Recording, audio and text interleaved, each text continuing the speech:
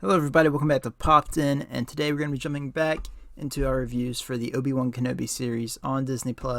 And yeah, we're into part 3 now, and this was a pretty big episode, one that I was really looking forward to because we kind of got teased at the end of part 2 that we're going to be seeing Darth Vader, and sure enough, we did. So, as always with this series, there are going to be spoilers inside, so if you're worried about that, then hold off on watching this video until you see the episode because, trust me, it is a great one. So, without further ado, let's go ahead and dive on in. So, like I said, the biggest thing with this episode, of course, is Darth Vader is here. And, kind of in retrospect, I look back on the episode and feel like it was, kind of short, like not a whole lot happened.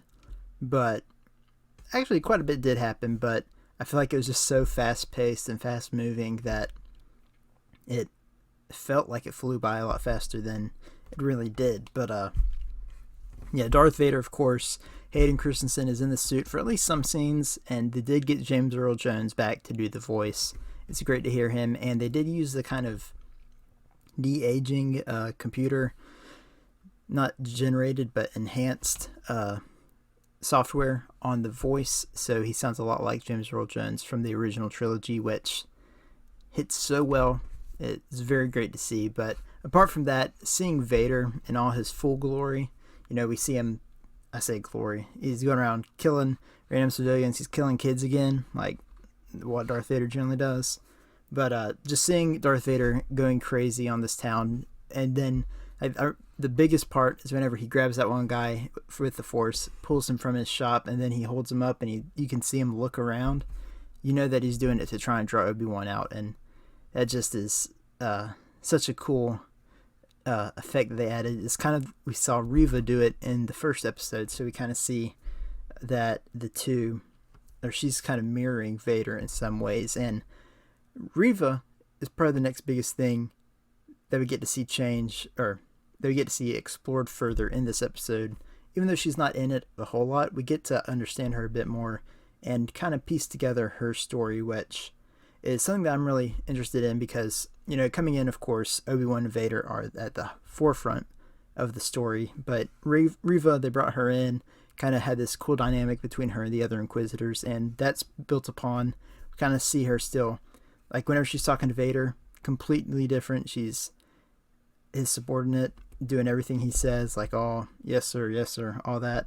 But when the other Inquisitors are there, she's butting heads with them and stuff, and it's pretty cool to see. And there are theories I've seen go around about Reva and why she hates Obi-Wan so much and how she knows who Darth Vader is underneath the mask.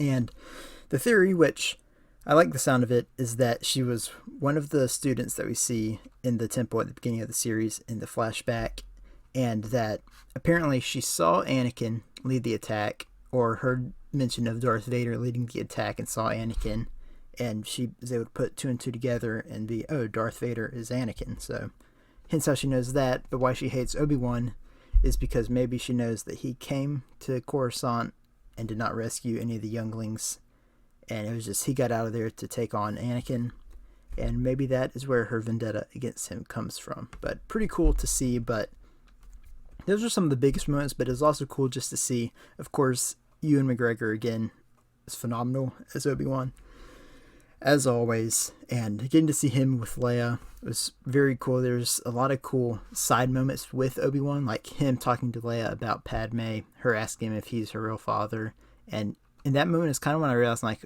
dang, this is Anakin's kid. Luke is Anakin's kid, and picturing them at this age with Anakin, if Anakin is still alive, it's just a bit of a sad thing to think about. That if he was still good, he'd have these two kids and stuff. But yeah, from there, seeing there's one part in particular with whenever Darth Vader makes his first entrance and Obi-Wan sees him again, just the mad dash he's in to get, I think her name is Tala, the Imperial turned rebel or whatever it was. Seeing her, or him, just completely say, just take her, get her out of here, I'm going to hold him off. And the entire way they did that, they made it like enough of a horror element where Darth Vader's just stalking the streets looking for him and stuff. is done very well. Now, one of the biggest things that I've talked about with this series so far, which you can probably see I talked about in my first review and in my second video that I did a couple days ago, and that is about the Grand Inquisitor, and they kind of mentioned that a little bit. It sounds like he is not dead still, but his position is up for grabs. So I've seen people saying that maybe they are faking his death to try and draw Reva out to make a mistake or something. I'm not sure if that's quite the way they're going to go, or if the Grand Inquisitor, they're just not sure if he's going to survive or not. It is weird that they would just say, okay, you can be the Grand Inquisitor now, and he's not dead, but in the end, I don't think they really have that much loyalty to one another. As Darth Vader said, the Grand Inquisitor is not important now, so we will have to see where they go with that plotline from here, but yeah, going on, it's just going to be awesome to see, and I have seen people saying that, Book of Boba Fett, a lot of that was flashbacks when Boba was in the back tank.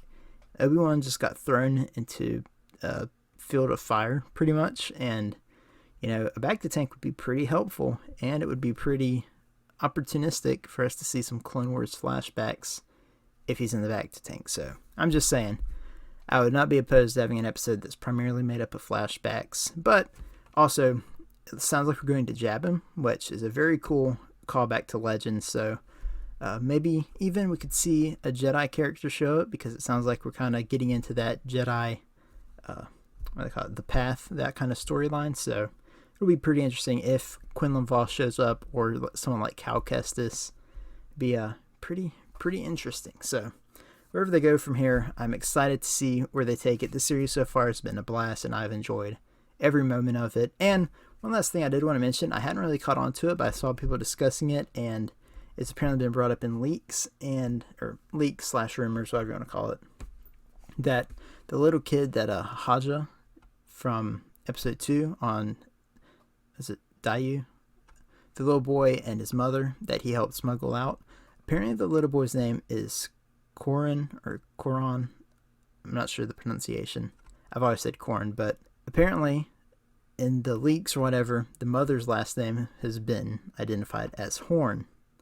So the kid, Coron Horn, is a Jedi from Legends, so a pretty cool Easter egg there, but we'll just have to see if that comes to fruition later on or not. But hope you guys did enjoy this video and have enjoyed my reviews of the Obi-Wan Kenobi series so far. I've really enjoyed making these, and I know this one's a little late as it's been terribly busy since the episode dropped, but yeah, on Wednesday we're going to be getting part 4 of the series, and then just 2 more episodes after that. So if you guys did enjoy this video, be sure to leave a like, leave a comment, and subscribe. It helps me out a ton, lets me know you guys are enjoying the content, and as always, I'll see you all in the next video.